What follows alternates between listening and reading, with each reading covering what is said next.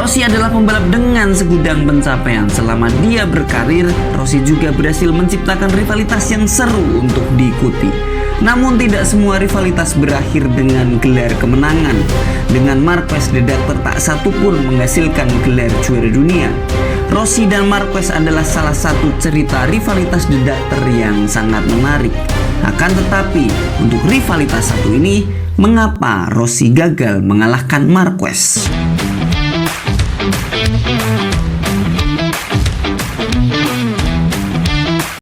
Sejak kemunculan Marquez di musim 2013 sebagai rookie, The Baby Alien langsung mendominasi bersama Honda.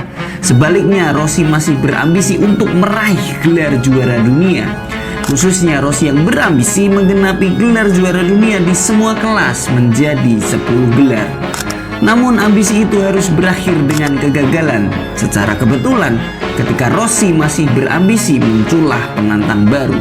Tidak hanya sebagai penantang, Marquez juga berhasil merepotkan Rossi meraih gelar juara dunia. Oke, tapi sebelum membahas faktor apa saja yang membuat Rossi gagal juara dunia ketika berival dengan Marquez, mari kita ulas sejenak dengan siapa saja The Doctor pernah berival. Rivalitas dengan Max Biaggi ini adalah rivalitas yang cukup berat bagi Rossi. Ini karena saat awal karirnya di kelas utama 500cc musim 2001, Rossi langsung terlibat duel panas dengan Max Biaggi.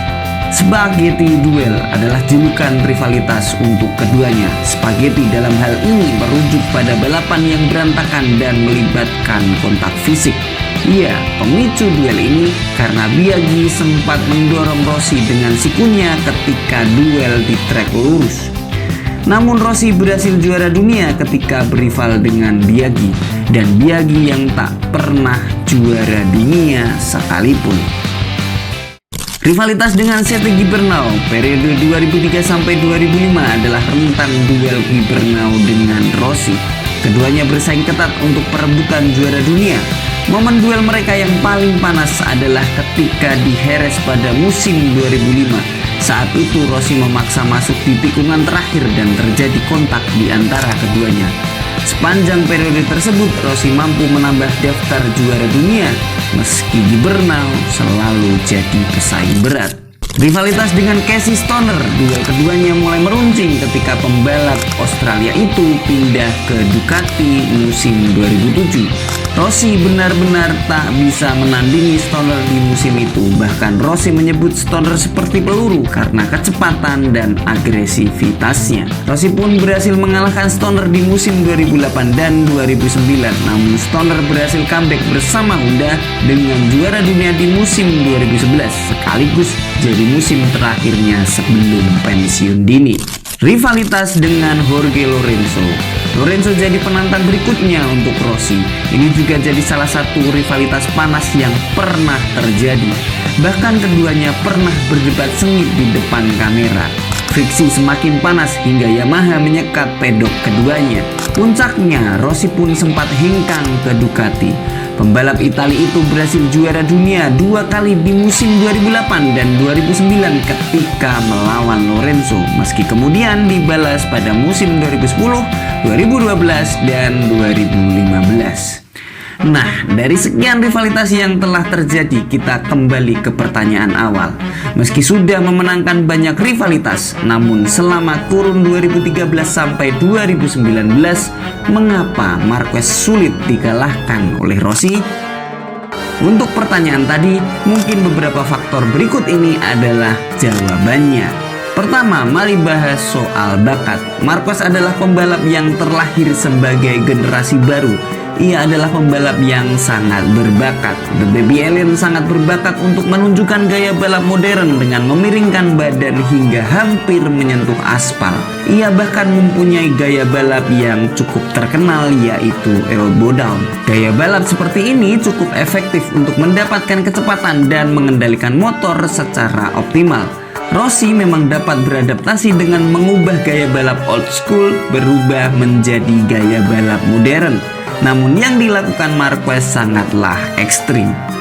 Oke, tapi bakat saja tak cukup untuk memperebutkan gelar. Lalu faktor apa lagi yang membuat Rossi susah unggul dari Marquez? Jika bakat dapat dikalahkan di atas lintasan, namun ada faktor lain yang membuat Rossi gagal mengalahkan Marquez. Faktor tersebut adalah faktor usia. Usia Rossi sudah tidak muda lagi saat Marquez debut di usia 20 tahun. Rossi sudah berusia 34 tahun saat itu, bahkan sudah melewati usia prime seorang pembalap. Usia ini bisa mempengaruhi kelincahan seseorang dan menjadi faktor dalam pengambilan keputusan. Dan dalam hal ini Marquez yang masih muda menunjukkan cara membalap yang lebih nekat dan amat beresiko, bahkan beresiko untuk keselamatannya sendiri. Oke, tapi kadangkala faktor usia bukanlah penghalang utama. Karena untuk beberapa kasus, seorang olahragawan masih bisa perform meski sudah memasuki kepala 3. Lantas faktor apa lagi yang menambah kegagalan tersebut? Faktor performa motor yang mengalami penurunan juga bisa jadi penyebab berikutnya. Sejak musim 2015, Rossi secara masif mengeluhkan ban belakang Yamaha yang mengalami spin.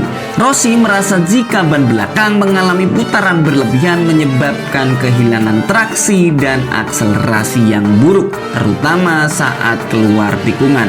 Hal serupa juga pernah dikeluhkan oleh Lorenzo, diperparah dengan pergantian merek ban yang membuat feeling pada motor berubah. Kondisi ini diperparah dengan respon Yamaha yang dianggap tertinggal update dari tim rival. Faktor berikutnya yang mempengaruhi kegagalan Rossi adalah kesalahan perhitungan. Jika ditelisik ke belakang, sebenarnya Rossi mempunyai beberapa keputusan yang mempengaruhi perolehan poinnya. Sayangnya keputusan tersebut diambil dengan perhitungan yang kurang tepat. Sebagai contoh, soal keputusan pergantian ban pada GP San Marino 2015 dan GP Jerman 2016. Keputusan-keputusan tersebut tentunya mempengaruhi perolehan poin Rossi meskipun porsinya tidak banyak. Namun bukankah pembalap MotoGP membutuhkan konsistensi? Meskipun demikian, dari faktor-faktor tadi bukan berarti Rossi tidak improve atau bahkan tidak kompetitif. Penampilan Rossi cukup impresif sebenarnya, meskipun tak cukup membuatnya juara dunia. Sebagai contoh, pada musim 2013, 2014, dan 2016 ia bisa menempel Marquez di posisi 2 klasemen akhir. Begitu juga ketika musim 2015, ia berada di posisi 2 menempel ketat Jorge Lorenzo. Sampailah kita pada faktor terakhir dari satu pertanyaan mengapa Rossi gagal mengalahkan Marquez. Menurut saya faktor ini adalah faktor paling berpengaruh dari faktor yang telah disebutkan sebelumnya, yaitu Rossi terprovokasi.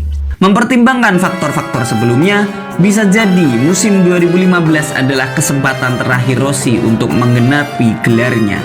Hal ini ditegaskan Rossi sendiri. Saya sangat senang jika bisa juara lagi, mungkin seperti tahun 2015 misalnya, untuk memperpanjang umur saya sebagai juara dunia. Ini penting. Nomor 10 juga seperti menutup lingkaran atau kesempurnaan. Tapi memang seperti ini, saya tidak bisa mengeluh. Angka 9 juga tidak buruk. Dikutip dari bola.com, ketika Rossi ditanya momen penting selepas mengumumkan pensiun. Apalagi Rossi sudah tak muda lagi. Musim 2015 performa Rossi sedang di puncak-puncaknya walau problem motor sudah mulai terasa. Redaktor saat itu hanya berselisih 5 poin di akhir klasemen, menunjukkan bahwa musim itu adalah peluang emas Rossi meraih gelarnya yang ke-10. Sayangnya sampailah pada faktor terakhir, Rossi terprovokasi gaya balap Marquez. Itulah sebabnya terjadi sepangkles. Satu balapan yang menjadi penanda betapa panasnya persaingan musim itu. Meskipun Rossi telah berdamai dengan Marquez, namun tidak bisa dipungkiri jika atmosfer keduanya sempat memanas. Pada musim 2015, Rossi sempat berkomentar jika Marquez mempermainkannya di GP Australia. Meskipun susah dibuktikan, Rossi merasa Marquez sengaja memperlambat lajunya yang mengakibatkan dia hanya finish di posisi keempat sementara Lorenzo berada di posisi kedua. Dengan kata lain, Rossi cukup reaktif dan terprovokasi dengan gaya balap yang ditampilkan Marquez saat itu, dan Rossi mulai merasakan tekanan perebutan gelar juara dunia. Puncaknya, seusai GP Malaysia, Rossi terbukti bersalah mengakibatkan The Doctor dihukum dan harus start paling belakang saat seri terakhir di Valencia. Malah kejadian itu justru merugikan Rossi sendiri.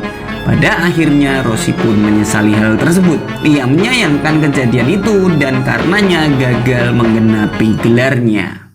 Sampailah pada bagian akhir sebuah hipotesa dengan pertanyaan mengapa Rossi gagal mengalahkan Marquez setelah berusaha dijawab dengan beberapa kemungkinan yang menjadi penyebabnya. Tapi terlepas dari semua itu, olahraga MotoGP ternyata dapat membawa pada sebuah titik di mana pembalap dapat bertarung sengit dengan idolanya. Menjadi daya tarik untuk menikmati olahraga adu cepat ini dan tercatat sebagai sejarah yang tak terbantahkan.